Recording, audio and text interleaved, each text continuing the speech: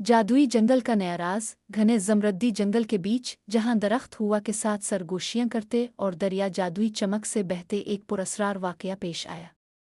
ये जंगल कई जानवरों का घर था, कुछ आम और कुछ जादू के लम्स से चमकते। मगर हाल ही में जंगल में अजीब व गरीब वाकयात रूनुमा होने लगे थे। चांदनी रात में अक्लमंद बूढ़े उल्लू ने तमाम जानवरों को एक बड़ी क्लियरिंग में जमा किया। इसकी आवाज़ गूंजी, जंगल का दिल पत्थर गायब हो चुका है। तमाम जानवरों में खलबली मच गई। दिल पत्थर एक चमकदार कीमती जवाहर था जो जंगल के बीच छुपा था। ये पत्थर जंगल की जादुई ताकत का मरकज था और उसके बगैर जंगल की जिंदगी खत्म होने लगती। ये किसने चराया होगा? नौजवान और बहादुर चीता आगे बढ़ा। उल्लू ने गहरी सांस ली। कोई ऐसा जिसके दिल में अंधेरा हो, और मुझे डर है कि वो हमारे दरमियान ही है। जानवरों में सरगोशियां होने लगे। क्या चूर उनमें से ही कोई था? चीता अपनी चालाक लूमड़ी दोस्त बातूनी तोते और मजबूत मगर रहम दिल रीछ के साथ इस राज को हल करने के लिए निकल पड़ा। जैसे जैसे वो आगे बढ़ते गए, जंगल बदलने लगा।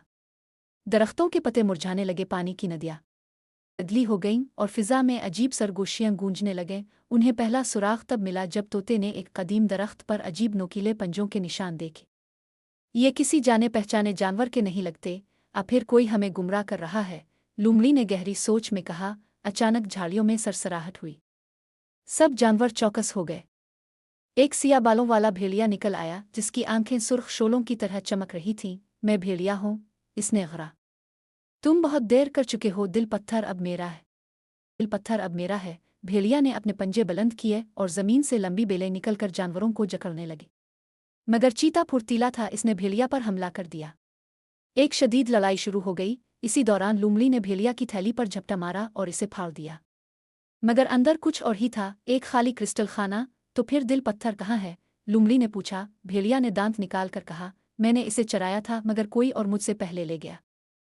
ये सुनकर सब सहम गए। अगर चूर भेड़िया नहीं था तो असल चूर कौन था?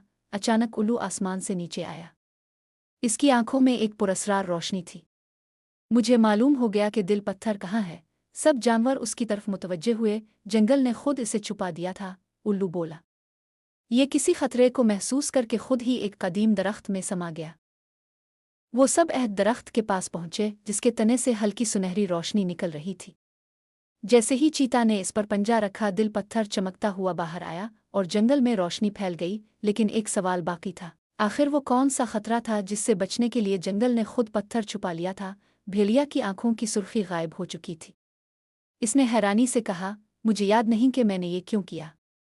जैसे किसी और की ताकत मुझ पर असरअंदाज हो रही थी। ये राज हल हुआ नहीं था, ये तो बस एक और खौफनाक मुइम्मा की शुरुआत